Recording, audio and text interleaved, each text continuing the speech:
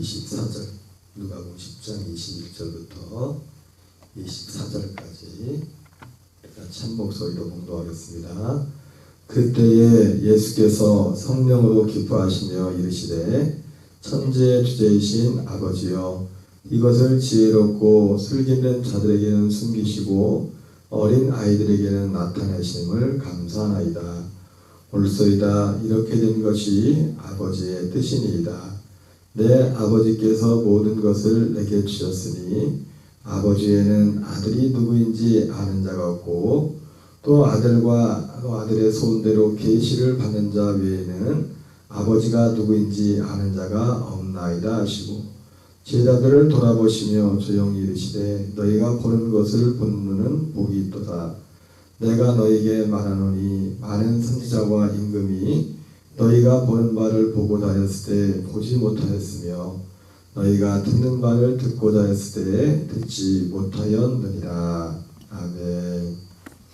오늘은 계속해서 누가복음 10장 21절부터 24절까지 본문을 중심으로 아들의 소원대로 계시를 받는 것을 기뻐하라, 아들의 소원대로 계시를 받는 것을 기뻐하라는 제목으로 세 번째 말씀을 전하도록 하겠습니다. 예수님은 앞서 70인 전도자의 전도 보고를 받고서 귀신들이 너희에게 항복하는 것으로 기뻐하지 말고 하늘에 너희 이름이 기록된 것으로 기뻐하라고 말씀하셨습니다. 예수님이 제자들에게 너희는 이것을 기뻐하라고 했을 때 바로 예수님은 제자들에게만 그것을 기뻐하라고 한 것이 아니라 바로 예수님께서 오늘 21절에 보면 바로 그 말씀 이어서 그때에 예수께서 성령으로 기뻐하며 이르시되, 주님이 오늘 이르신 너희들은 앞서 하늘에 내 이름이 기록된 것을 기뻐하라 이렇게 말씀하시면서 예수님이 성령으로 기뻐하셨다고 했습니다. 그것은 바로 우리가 어떤 사람이 하늘에 이름이 기록되는 것과 관계 있는 것입니다. 오늘 예수님이 아들의 소원대로 받는 그 계시가 왜 이렇게 중요하냐, 왜 아들의 소원대로 계시를 받는 자, 오늘 예수님이 제자들을 보고 기뻐하라고 말씀하셨고 당신이 기뻐하죠, 그죠? 당신이 자신이 그것도 성령으로 기뻐했다. 성령으로 기뻐하시면서 이르되 천지의 주제이신 아버지여, 이것을 지혜롭고 슬긴 자들에게 숨기시고. 그 예수님이 오늘 성령으로 기뻐한 이유가 뭐 때문입니까? 지금 여기 나오는 이것 때문에, 지금 이것을 지혜롭고 슬긴 자들에게 숨기시고 어린아이들에게 나타내주심을 감사하나이다. 어린아이들에게 나타난 이것. 지금 그것은 먼저 앞에서 예수님이 말씀하신 귀신에게 그 첫 번째 그 예수님이 이것이라고 할 때 이것을 지금 어린아이들에게 나타냈다고 했는데, 그 어린아이들에게 나타낸 것은 앞서 예수님이 말씀하신 귀신들이 너에게 항복하는 것보다 하늘에 네 이름이 기록된 것이 더 중요한 거다, 더 기쁘다. 그 내용이 첫 번째고 그 앞에 나와 있는, 그리고 예수님이 말씀한 이것은 특별히 하늘에 우리가 이름이 기록되는, 오늘 본문 표현을 말하면 어떤 사람이 하늘에 우리의 이름이 기록되는 것과 관련된 아들의 소원대로 받는 그 계시, 그 계시를 어린아이들에게 지혜롭고 슬기는 자들에게 나타내지 않고 공부 많이 하고 똑똑하고 그런 사람들한테 나타나지 않고 어린아이들에게, 우리가 뭐 비유적인 게죠. 물론 이거 육신적으로 실제 어린아이들에게 나타나는 게 아니라 하나님 볼 때 신앙적인 면에서 그러는 거죠. 어린아이들에게 나타내심을 감사하나이다. 옳소이다. 이렇게 되는 것이 아버지의 뜻이니이다 하면서 내 아버지께서 모든 것을 내게 주셨으니 아버지에는 아들이 누군지 아는 자가 없고 아들과 또 아들의 소원대로 계시를 받는 자에는 아버지가 누구인지 아는 자가 없다. 그러면서 오늘 이 제자들에게 예수님이 기뻐했던 바로 그것은 어린아이들에게 나타나는 것은 바로 첫 번째는 그 앞에 말한 20절에 나오는 그 내용이고, 그리고 두 번째는 바로 아들의 소원대로 받는 그 계시를 어린아이들에 나타낸다는 겁니다. 이걸 통해서만 하나님을 우리는 온전히 알 수 있습니다. 물론 온전이라는 표현이 상대적인 표현이죠. 우리가 하나님을 얼마나 온전히 알겠습니까? 고린도서 13장에 나오는 것처럼 너희가 지금은 거울로 보는 것처럼 희미하지만 우리가 말하는 것, 생각하는 것, 깨닫는 것이 어린아이 같아서 거울로 보는 것 같이 희미하다고 했습니다. 우리가 하나님을 안다는 것은 절대적인 의미에서 하나님을 아는 게 아닙니다. 그러나 그 절대적이진 않지만 이 표현을 존 웨슬리 목사님 표현을 말하면 존 웨슬리 목사님이 그리스도인의 완전이라는 그 말씀을 하지 않습니까? 그리스도인의 완전. 그리스도인은 완전하다. 그 면은 그러면서 그것이 절대적인 완전이 아니라 상대적인 완전이라고 뭐냐면 생명. 우리가 하나님의 아들의 생명을 하는 생명 자체로서는 완전하죠. 그죠? 생명 자체로서는 완전하지만은 이 하나님의 아들의 생명과 연합한 거기 때문에. 그러나 생명이 계속 자라가야 되는 그 차원에서 볼 때는 아직 절대적인 완전은 아니라고요. 자라가는 과정이기 때문에. 그리스도의 장성한 분량에 이르는 과정이기 때문에. 그러나 그리스도인의 장성한 분량에 이르지 못할 그 어떤 기준에 이르지 못할지라도 그 생명 자체에서는 완전한 겁니다. 완전. 그리고 우리가 하나님을 아는 것도 설명한다면 그런 차원에서 우리가 설명할 수 있는 겁니다. 우리가 하나님을 아무리 안다 해도 절대적인 의미에서 하나님을 온전히 알 수 없죠. 온전히. 그러나 마치 그 생명과 같이 그래서 아버지가 누구인지 아는 자가 없다. 하늘나라에 이름이 기록되는 것은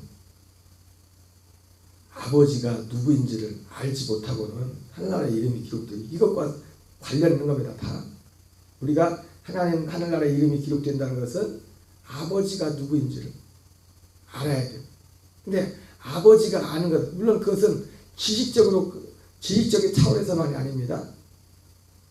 왜 우리가 생명을 거듭나게 되면 그 생명으로 하나님을 아는 거니까 성령의 역사로 말미암아 성령의 은혜가 없이는 하나님의 아버지를 알 수가 없어요.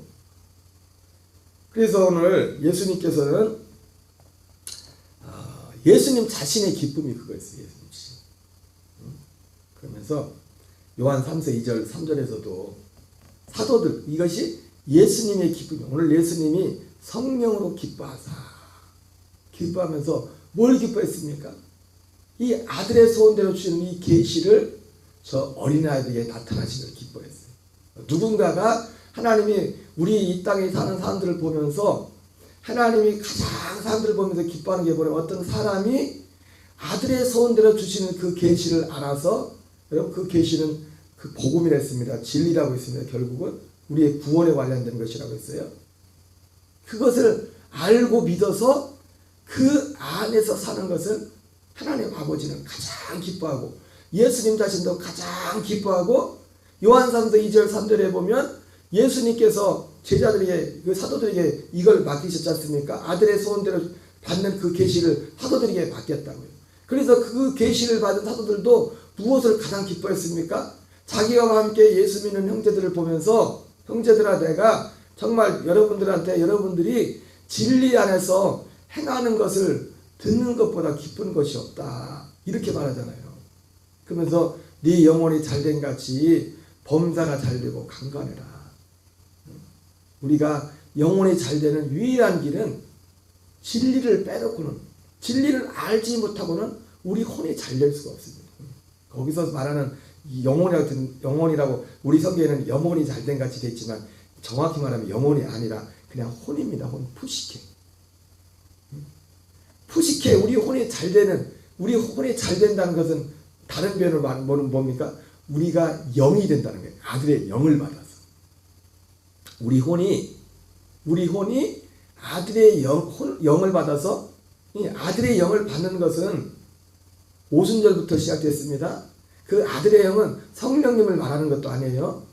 성령님이 오시는 목적이 아들의 영을 주려고 오는 거예요. 아들의 영. 그 아들의 영은 예수님이 죽으심과 부활과 승천 후에 내가 이사야서 53장 10절 말씀처럼 씨가 될 것이라는 것을 그분이 씨가 된다고 했잖아요. 씨가.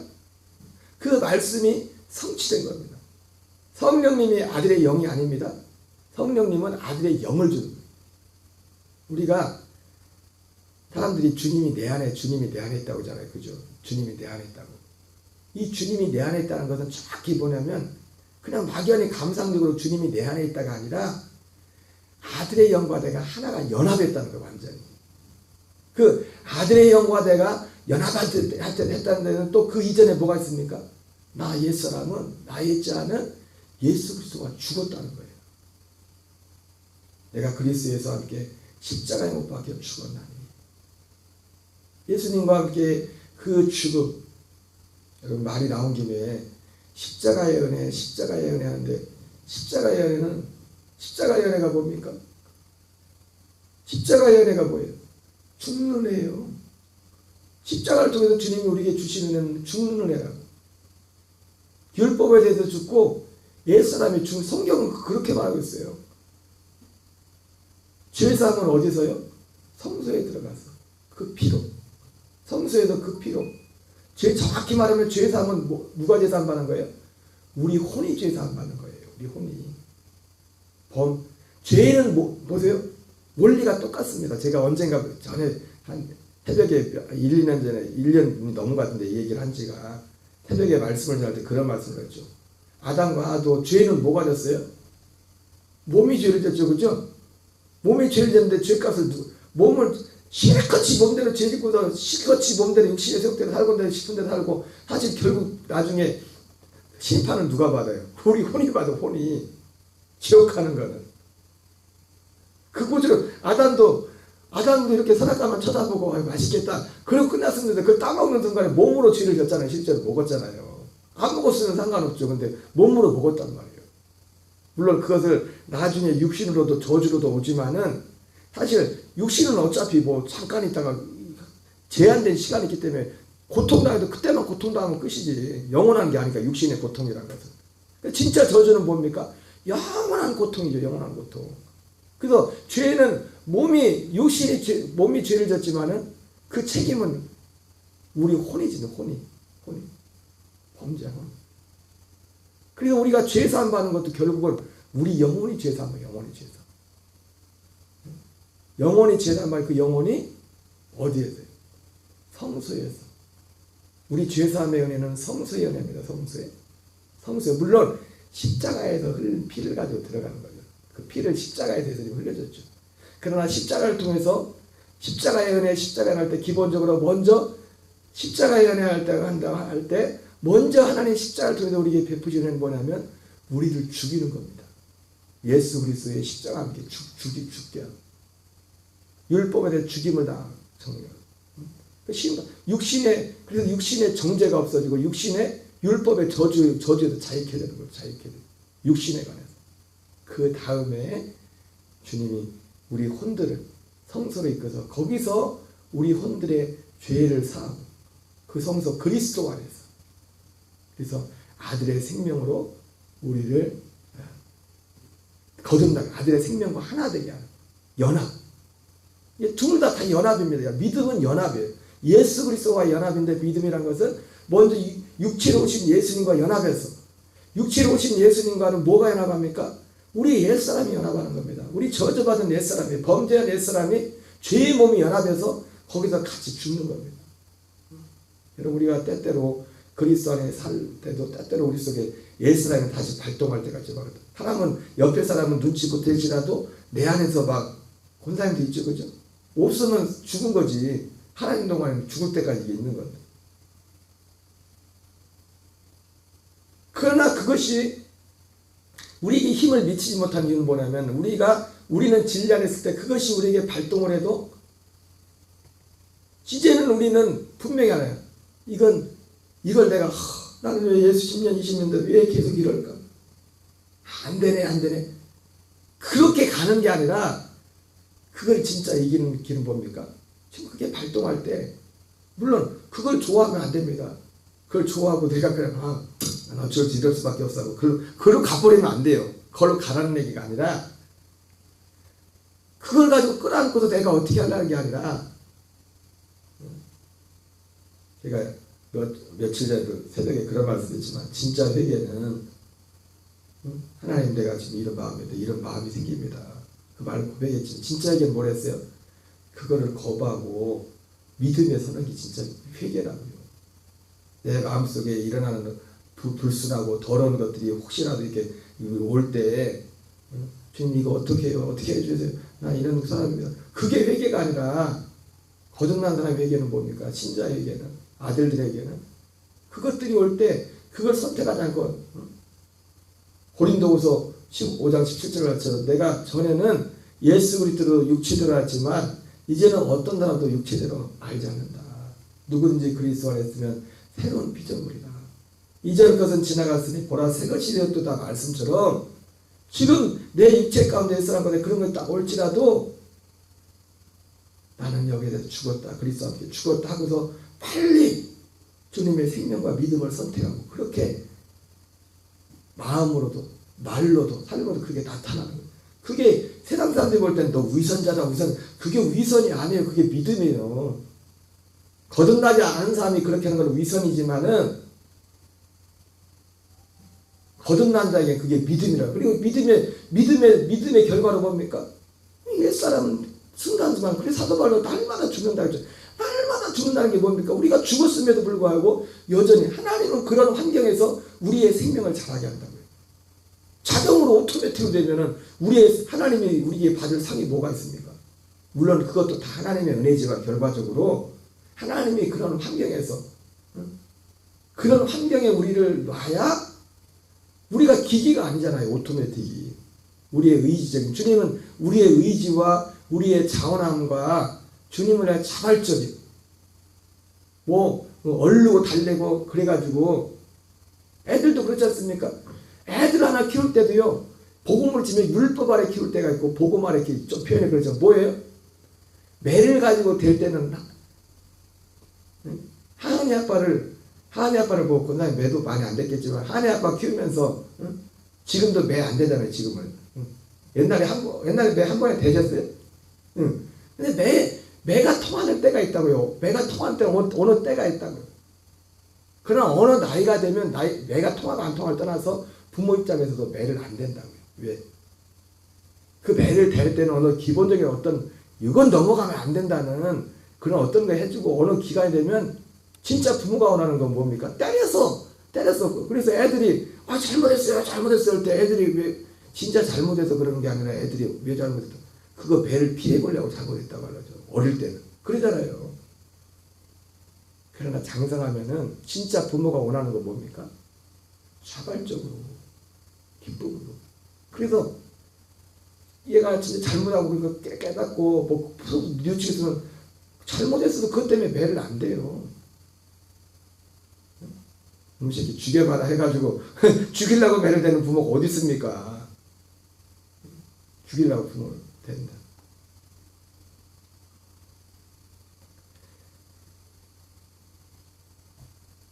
예수님의 기쁨이 예수님이 성령으로 기뻐하사. 성령으로 기뻐하사.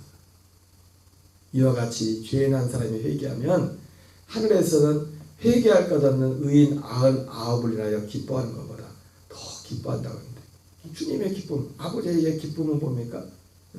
하늘에 있는 99 말고 이 땅에는 길 잃은 한 영혼이 회개하고 구원받는 것. 지금 예수님이 말씀하신 성령으로 기뻐하시고 너희는 귀신들이 너희에게 항복하는 것으로 기뻐하지 말고 네 이름이 하늘에 기록된 것으로 기뻐하라. 예수님의 기쁨은 우리 한 사람 한 사람의 이름이 하늘나라에 기록되는 거예요. 진짜. 근데 그 하늘에 기록되는 그 길은 아들의 소원대로 주시는 그 계시를 통해서 그 진리를 통해서 하늘에 기록되고 그리고 또 이 땅에서 우리가 정말 이 땅에서는 육을 입고 있는 동안은 영혼이 잘 되는 이 영혼은 혼이라고 했어요. 푸시케 영혼이 잘 되는 진리를 통해서만 오직 우리의 영혼이 잘 돼요. 진리의 복음을 통해서 그 진리의 복음은 결국 범죄한 우리의 혼이 죄사함 받고 이 진리를 통해서 옛사람은 장사되고 우리의 오는 성소 안에 들어가서 그리스도 두 번째 나타나시는 그리스도 안에 들어가서 그 피로 골로새서 1장 13절 14절 말씀처럼 흑암의 권세에서 건져내다. 우리를 주님이 흑암의 권세에서 건져내서 어떻게 건져냅니까? 흑암의 권세에서 건져낼 때 우리에게 할례를 먼저 해야 한다고요. 죽음, 예수 그리스도 함께 십자가에 못 박혀 죽음을 통과한 자들만 흑암의 권세에서 주님이 건져낸다고요. 주님이 우리를 흑암의 권세에서 건져낼 때는 먼저 그 사람의 옛사람을 장사 지내고 그리고서 끄집어내는 거예요. 그 혼들. 육신을 끄집어내는 게 아니라 육신을 장사 지내버리고 그의 사랑의 아들의 나라는 뭐만 갑니까? 우리의 혼들이 가서 그 아들 안에서 죄사함 받고 아들의 생명으로 거듭나는 거예요. 그래서 그래서 그 아들의 영을 봐서 아들의 영으로 사는 옛사람이 아닌 이제 새 생명을 얻어서 새 생명으로 살아가는 이것이 구원의 시작이고 그리고 이것이 이 하나님의 이 구원을 이루는 이 진리 이것을 누군가가 알려주고 누군가가 사모하고 누군가가 그것을 믿을 때 주님은 성령으로 기뻐해요. 성령. 왜? 그것이 하나님이 이 땅을 만드신 우리를 이 땅에 세운 유일한 우리 한 사람을 세운 유일한 목적이 그것이기 때문에 그냥 어느 기쁨 중에 하나가 아니라 전부 주님의 기쁨의 전부 주님의 기쁨. 반대로 주님의 슬픔은 뭘까요? 그것과 반하는 그것을 거절하는 그것을 거부하는 이 기쁨이 예수님의 기쁨만이 아니라 그 아들의 소원대로 계시를 받아 거듭난 최초로 거듭난 12사도들의 기쁨도 그 기쁨이라고 예수님과 똑같은 기쁨이라고요. 그래서 예수님은 여기서 이것을 어린아이에게 나타내심을 감사하나이다. 그것 때문에 성령으로 기뻐하셨고 사도들은 요한삼서에 나오는 사도 요한처럼 사도 바울도 그렇고 모든 사도들은 여러분들이 형제들이 진리 안에서 행하는 것을 내가 듣고 너무 기뻐한다. 그걸 보고 기뻐하는 내용이나 예수님이 지금 이걸 보고 기뻐하는 건 하나입니다. 하나의 기쁨이에요. 하나의 기쁨. 나 주님의 기쁨 대견 안에 우리가 찬양을 부르지만 나 주님의 기쁨 주님이 뭘 기뻐하는지를 알아야죠. 그죠? 주님 환민을 위해서 이 아들의 소원대로 주시는 계시 복음의 진리를 떠나서는 주님의 기쁨이 될 수가 없어요. 물론 그것도 어떤 면에서 있습니다. 최종적인 주님의 기쁨은 그 안에서 이루어진 그 안에서 물론 고넬료 같이 어느 과정 가운데서도 주님이 기뻐하는 게 있죠. 고넬료가 사도 베드로를 만나기 전에 거듭나지 못했지만 그가 하나님을 경외하고 온 가족들과 함께 구제하고 기도하며 범사를 그랬지 않습니까? 그래서 나중에 사도 베드로를 만났을 때 베드로가 고넬료 이방인인 고넬료와 자기들이 만난 그 자초지정을 듣고 나서 베드로가 그러잖아요. 야 맞다. 하나님은 세상 어디 있든지 간에 정말 하나님을 경외하고 하나님을 두려워하는 자는 하나님이 기뻐하시는 것을 내가 알아 다시 한번 확인한다. 그 자초지를 듣고. 그러니까 고넬료도 거듭나게 되면 하나님이 그 부분에서 기뻐하는 부분이 있었다는 겁니다. 그죠? 그러나 진짜 하나님의 기쁨의 주님의 기쁨의 그 중심은 그 과정에 있어서 주님이 그 사람을 받으시는 부분이 있지만 하나님이 궁극적으로 받으시는 건 결국은 이 진리, 복음의 진리 안에서 그 안에서만 궁극적으로 하나님이 원하는 기쁨이요 하나님이 원하는 열매가 될 수 있음을 말씀해 주고 있습니다. 오늘 어쨌든 오늘 다음 주에 더 해야겠네요. 예수님이 성령으로 기뻐하셨다. 무엇 때문에? 첫 번째 있었지만 가장 핵심적인 것은 아들의 소원대로 받는 그 계시를 어떤 사람들에게 나타나는 걸로 어떤 사람들이 그걸 받아들이는 것을 보고 아는 것을 보고서 이것을 어린아이들에게 나타나심을 감사하이다 했는데 그걸 보면서 사도들도 최고의 기쁨은 그것이었고 사도들도 이 땅에 육신인 동안 자기의 몸을 불살아서 마지막 육신의 생명까지 드렸던 이유도 뭐냐면 이 일을 이루기 위한 하나의 제물로서 그들이 드려졌던 것입니다. 오늘 한날도 또 우리의 범사에 우리의 육신의 장막이 벗어지는 그날까지 우리 모든 지체들에게 예수님 안에 있었던 그 기쁨, 성령으로 기뻐하셨던 그 기쁨, 사도들의 기쁨도 성령으로 기뻐한 거 육신의 기쁨이 아니라 성령으로 기뻐하는 너희들이 진리 안에서 듣는 것을 행한 것을 듣는 것보다 기쁜 것이 없다. 우리 한날도 그리스도로 승리하는 저와 여러분 되시기 바랍니다. 주기도문을 마치겠습니다. 하늘에 계신 우리 아버지여 이름이 거룩히 여김을 받으시오며 나라의 마옵시며 뜻이 하늘에서 이루어지는 것 같이 땅에서 이루어지이다. 오늘날 우리에게 일용할 양식을 주옵시고 우리가 우리에게 죄 지은 자를 사하여 주는 것 같이 우리의 죄를 사하여 주옵시고 우리를 시험에 들게 하지 마옵시며